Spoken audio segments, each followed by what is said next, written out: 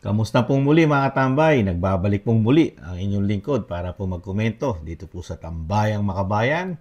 Siyempre po, kinukomentuhan po ng inyong lingkod.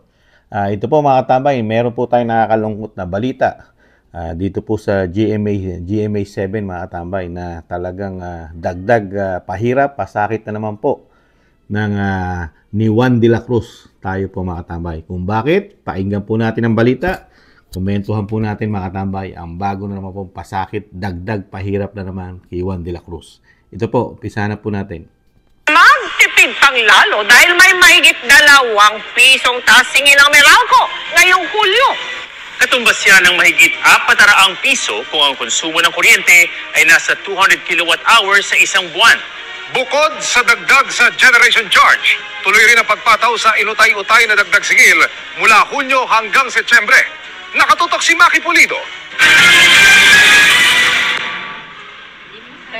Mula sa 3 tindahan bago ang COVID pandemic, isa na lang ang natitirang pwesto ni Luisa. Humina na nga ang bentahan, napapaliit palalo ang kita niya ng buwan ng Meralco bill na abot sa 5,000 to 6,000 pesos. Dahil masyadong malaki nga po ang nakukuha ng kuryente. Negosyo man ng mga bahay, tataas pa ang bill dahil sa dagdag na 2 pesos and 15 centavos per kilowatt hour sa singil ng Meralco ngayong Hulyo. Pinakamalaking ambag sa pagtaas ang generation charge. Nakasabay din sa pagtaas ng transmission charge, buwis at iba pa. Dahil dyan, tumaas sa 11 pesos and 60 centavos per kilowatt hour ang kabuuang electricity rate ngayong Hulyo mula sa 9 pesos and 45 centavos noong Hunyo. Sabi ng Meralco, bumabalang naman ang June billing dahil inutos ng Energy Regulatory Commission na gawing 4 na buwang installment ang dapat sana'y taas singil noong Hunyo. Kaya para sa July billing, bukod sa tumaas na ang generation charge, babayaran din ang deferred payment na 77 centavos per kilowatt hour na ikakarga sa electric bill kada buwan mula Hunyo hanggang Setyembre. Meron na kaming disclaimer as early as last month na pagpasok ho ng July, anticipate nyo na po na malaki yung magiging pagtaas sapagkat babalik sa dating normal na level yung presyo ng kuryente plus yung sisingilin na deferred cost. Ang electricity rates depende sa konsumo mo ng kuryente. Kung higit sa 200 kilowatt hour ang konsumo mo kada buwan, mas mataas din ang singil. Dagdag na 430 pesos na babayaran sa electric bill ang mga kumukonsumo ng 200 kilowatt hour kada buwan. Mahigit 800 pesos kung 400 kilowatt hour ang konsumo at mahigit 1,000 piso kung 500 kilowatt hour kada buwan. Susubukan pa raw kumapit ni Luisa. Tsaka po kahit mahina, at ganun ay tuloy-tuloy kaysa naman mapatigil. Sa Agosto, may pag-asa naman daw bumaba ang singil dahil inaasahang bumaba ang demand sa kuryente. Kaya't maaaring bumaba rin ang bentahan nito sa spot market. Para sa GMA Integrated News, Maki Pulido nakatutok. Yun pala meron, meron naman pong pangako o sinasabing pakonsuelo ang Meralco. Pag bumaba raw po ang demand mga katambay, bababa rin ang singil. Dahil bababa ang demand sa Agosto. Hiyang-hiya naman po tayo sa private sector ng Meralco, mga katambay. Yung po kasi hirap pagka nagiging pribado po, mga katambay, ang isang pag-aari dati ng gobyerno at pribado na, wala na pong kontrol halos ang gobyerno, mga katambay. Ganyan po ang nangyayari sa ating bansa. Halos lahat ang sinasabing asset ng gobyerno, wala na po halos. Napunta na po sa mga sinasabing pribado. Di po ba? Ang kauli-ulihan po, pati nga maintenance ng airport natin, nasa San Miguel na po. Sila na po ang magpapatakbo. Kaya pribado pa rin po. Ang mga karsada, di ba? Yan, kuryente, tubig, telepono. Halos wala na pag-aari ang gobyerno natin, mga tambay. Kaya ano po aasahan ni Juan de la Cruz? Yan po ang aasahan natin. Puro pagtaas. Kontrolado po tayo ng mga negosyante, mayayamang tao sa Pilipinas, lalo sa mga negosyo. Ganito, mga tambay. Kaya po, dagdag pahirap po ito. Dahil talagang sinasabi nga po, sa bagong Pilipinas, talagang mababago po ang lahat. Nababago na po, mga tambay. Ang Pilipinas, lalo po sinasabing gastusin ni Juan de la Cruz at ang sinasabing napakababang swelduhan sa ating bansa. Di po ba? Magkano lang halos ang minimum sa Metro Manila at iba pa ang minimum sa probinsya. Mga katambay. Pero ipapatong muna naman ito, mga katambay. Lalo po ang mga consumer ng Meralco ang mabibigatan po rito.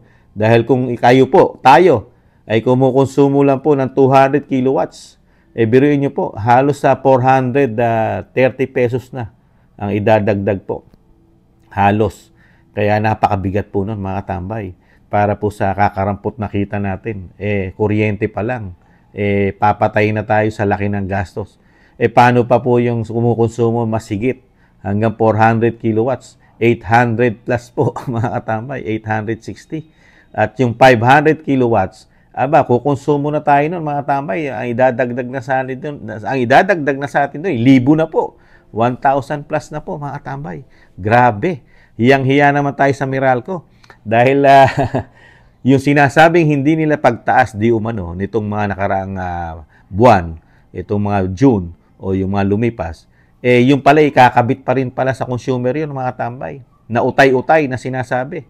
Dahil napakiusapan lang po sila mga tambay ng gobyerno.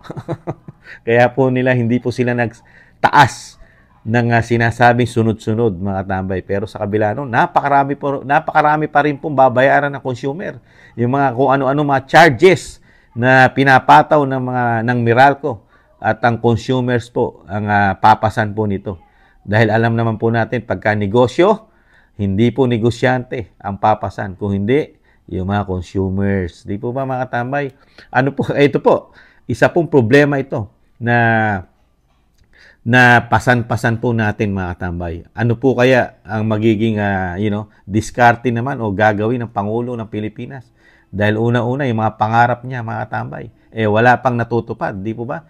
Lalo po sa nagtataas ang bilihin, yung pangarap ng ating Pangulo na 20 pesos, naging 29.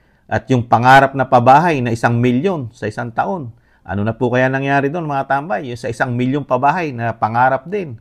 At ngayon, ito na naman po, Meralco. Nakitan po natin, mga nakaraan, nagtaasan po ang tubig. Di ba ba? Ang toll gate. Kuryente. Di ba ito? Lalo, kuryente. Gamit natin sa panahon natin ngayon. Sobrang init, mga tambay. Sobrang init po sa panahon natin. Kaya napakahirap po na sitwasyon natin sa sobrang init at lakas ng gamit natin na kuryente. Nakaamba pa ang ganitong pagtaas. Talagang bitayin na lang po tayo mga tambay. Ang maganda po sana dito sa mga negosyante na ito, lalo sa Meralco, pagpapatayin na lang po yata tayo di umano. Pagbabarilin na lang tayo di umano mga tambay at nang matapos na. Dahil unti-unti po tayo pinapatay sa gastos. Di ba mga tambay? Komento lang po ni Kamanong. Kaya po ito po, nakakalungkot lang po. May darating pang SONA ang Pangulo ng Pilipinas. Itong mga susunod na araw, may SONA po siya. Mga katambay, ito po kaya maganda para sa darating na SONA ng Pangulo. Dahil mismo yung gastos doon sa SONA, sa pagkain pa lang, napakalaking issue na po mga katambay. Dahil may comparison po si Juan de la Cruz. Dahil nung mga panahon po ni Pinoy, kung hindi po nagkakamali si Kamanong, dahil lumabas na po yan sa social media at media, na gumagastos lang po sa SONA ang dating Pangulong Pinoy na 500,000 lang, kulang o mahigit. Samantalang si dating Pangulong Duterte, mas mababa pa ang gastos sa SONA niya. Hindi pa po lumalagpas ng 200,000 o 200 plus thousand lang po. Samantalang sa bagong Pilipinas, sa SONA ng Pangulong Marcos, 20 million po ang gagastusin sa kanyang SONA sa pagkain lang at ang sinasabing napakaraming mga security na pakakainin at guests, mga tambay. Magkaiba. 200,000, 500,000, biglang 20 million sa bagong Pilipinas. Nalugmok sa kahirapan ang mga Pilipino, lalo sa nagtataas ang mga bilihin. Di po ba mga tambay? Bigas, kuryente, tubig, telepono. Isama pa natin kung tayo may sasakyan, di ba? Gasolina, tollgate, at marami pang napakatataas na bagay na pinagkakagastusan po ng mga Pilipino ni Juan de la Cruz. Kaya po, nakakalungkot lang po. May SONA, gagastos ng 20 million din, pero ang isosona mo, ganitong kahirapan na meron pa nakaambaring giyera sa atin na problema po sa West Philippine Sea. Mga tambay na namumblema rin ang ating mga isda. Nakakalungkot po mga tambay. Kayo po, ano po masasabi nyo sa nangyayari po sa atin ngayon na sunod-sunod, hindi lumulubay na pagtaas at sinasabing bababa ng konti. Konting-konti pagbaba, pero ang pagbulusok ng pagtaas, sunod-sunod, mga katambay. Kaya talagang sobra. Baka pati sintron natin ngayon ay maputol na. Sa sobrang paghigpit ng sintron, maputol na po ito, mga katambay. Sa sobrang ganito nangyayari sa ating bansa. Nakakalungkot. Gamit na gamit pa naman natin ang kuryente.